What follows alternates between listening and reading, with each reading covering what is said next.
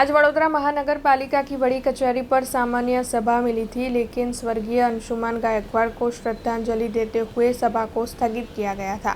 दरअसल पालिका की बड़ी कचहरी पर सभा का आयोजन हुआ था, लेकिन कुछ वक्त पहले ही पूर्व भारतीय क्रिकेटर अंशुमन गायकवाड़ का निधन हुआ है, जिसके मद्देनजर पालिका में उपस्थित सभी की ओर से 2 मिनट का मौन रखकर इस सभा को स्वर्गीय अंशुमन गायकवाड़ को श्रद्धांजलि देते हुए स्थगित किया गया।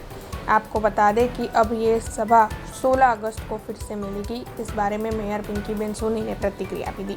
भारतीय क्रिकेटर અને ભારતીય ક્રિકેટના કોચ શ્રી અંશુમન દત્તાજીરાવ ગાયકવાડજીનું તારીખ 31/7/24ના રોજ 72 વર્ષની વયે દુઃખદ અવસાન થયું છે। તે બદલ આજ રોજ વડોદરા મહાનગરપાલિકામાં મળેલી સામાન્ય સભા ભારે શોક અને દુઃખની લાગણી અનુભવે છે।